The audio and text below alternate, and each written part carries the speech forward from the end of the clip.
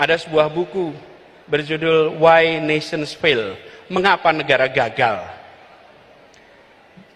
Studi ini bukan studi teoritis. Studi ini adalah mengumpulkan berbagai peristiwa, mengambil hikmahnya, apa yang harus kita perhatikan supaya kita terus bisa bangkit ke depan.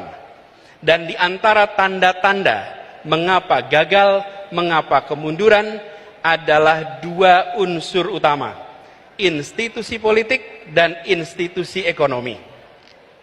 Ketika institusi politik, institusi ekonomi itu bersifat ekstraktif, memeras, maka pelan-pelan negaranya akan turun.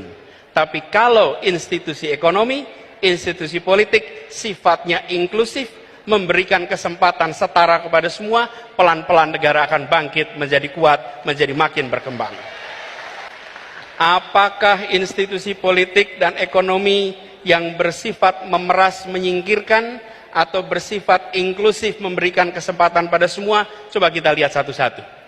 Kita lihat institusi politik. Apa bedanya negara dengan institusi politik yang bersifat memeras, ekstraktif, menyingkirkan, dan yang bersifat inklusif atau melayani semua? Negara dengan institusi politik bersifat memeras, menyingkirkan, cenderung mengkonsolidasikan kekuatan, kewenangan pada satu pemimpin, pada satu grup, pada satu kelompok. Kekuasaannya tidak disebar dan dibagikan kepada semua. Negara dengan institusi politik yang memeras, menyingkirkan, memberikan kesempatan partisipasi yang terbatas, partisipasi yang terkendali. Bahkan mereka-mereka yang berbeda pikiran politiknya sering dipinggirkan dari arena. Negara dengan institusi politik yang memeras, menyingkirkan ini sering tidak mengindahkan etika, sering tidak mengindahkan aturan hukum.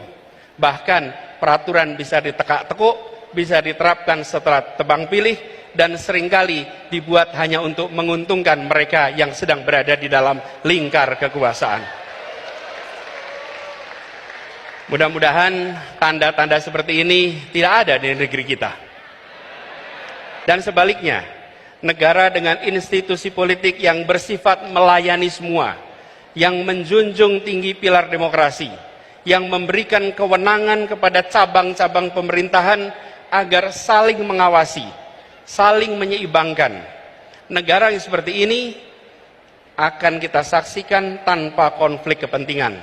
Misalnya, yang seperti ini tidak ada market player yang sekaligus regulator.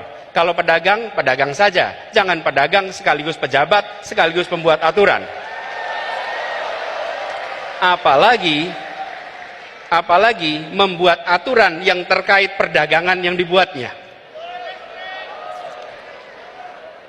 Dan juga tidak kemudian serba rangkap jabatan, apalagi rangkap jabatan yang bertumpuk-tumpuk.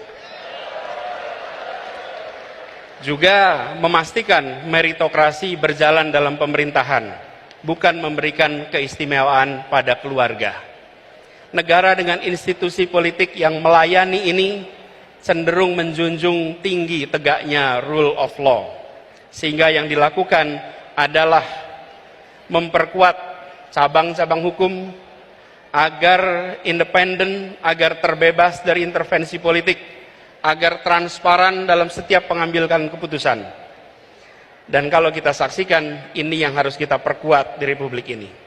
Yang terakhir, negara dengan institusi politik yang inklusif, yang melayani, akan menjunjung tinggi kesempatan warga untuk menyuarakan pandangannya, pikirannya, aspirasinya, tanpa sedikit pun ada rasa takut. Negara yang inklusif adalah negara yang tidak baperan. Negara yang membuka ruang kepada kritik. Negara atau pemerintah memiliki kekuatan aparat, memiliki kekuatan anggaran, memiliki kekuatan media, memiliki bahkan kekuatan senjata. Yang dimiliki oleh rakyat adalah gagasan, aspirasi, dan kata-kata. Jangan sampai satu hal yang dimiliki oleh rakyat, kata-kata, itu pun dilarang untuk diartikulasikan. Izinkan kata-kata rakyat bisa muncul ke permukaan. Karena itu bila saat ini ada pasal-pasal yang dikenakan kepada mereka yang mengungkapkan pendapat, maka ke depan kita perlu justru pasal-pasal dalam undang-undang kita, dalam peraturan kita yang secara tegas dan eksplisit melarang persekusi atas kebebasan berpendapat. Jadi saya juga mengalami ketika tugas di Jakarta.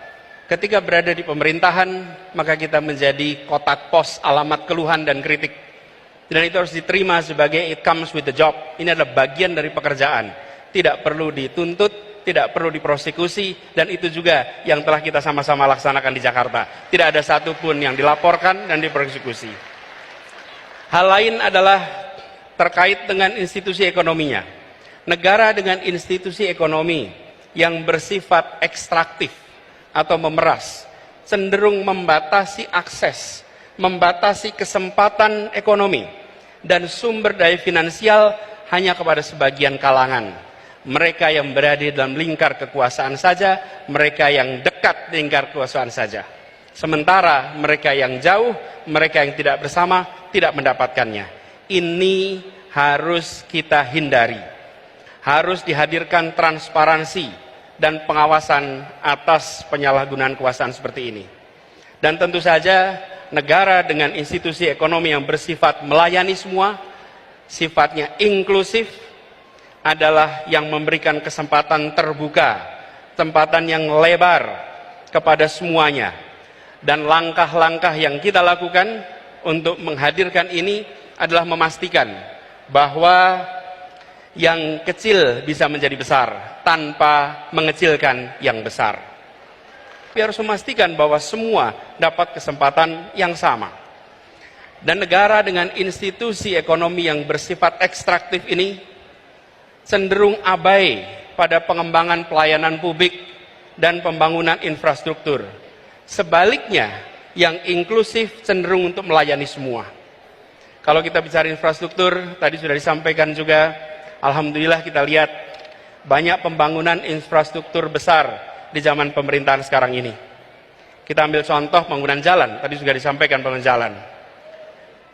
Media, ada tim jurnalis dari media Kata Data, ini mengumpulkan datanya. Izinkan saya kutip di sini.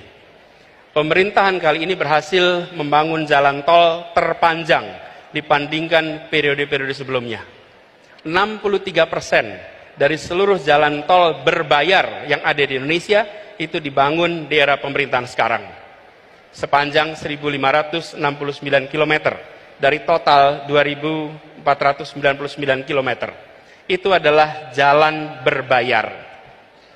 Sedangkan jalan yang tak berbayar, yang digunakan oleh semua secara gratis, yang menghubungkan mobilitas penduduk dari sudut-sudut desa ke perkotaan, yang membawa produk-produk pertanian, produk perkebunan, produk perikanan dari sentra-sentra tempat mereka dihasilkan ke wilayah-wilayah pasar, baik jalan nasional, jalan provinsi ataupun jalan kabupaten, terbangun 19.000 km di pemerintahan ini.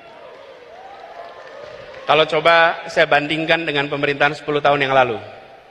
Di zaman Presiden Pak SBY, jalan tak berbayar yang dibangun adalah sepanjang 144.000 atau 7,5 kali lipat. Bila dibandingkan dengan jalan nasional, di pemerintahan ini membangun jalan nasional sepanjang 590 km. Di era 10 tahun sebelumnya 11.800 km. 20 kali lipat. Kita belum bicara mutu, kita belum bicara standar dan lain-lain. Kita bicara panjangnya. Kedua infrastruktur ini jelas diperlukan sama-sama. Tapi yang perlu kita perhatikan di sini adalah bahwa keberpihakan ketika bicara institusi ekonomi memberikan kesetaraan kesempatan kepada semuanya. Kita perlu memikirkan ke depan institusi yang inklusif, infrastruktur yang menunjang keseharian.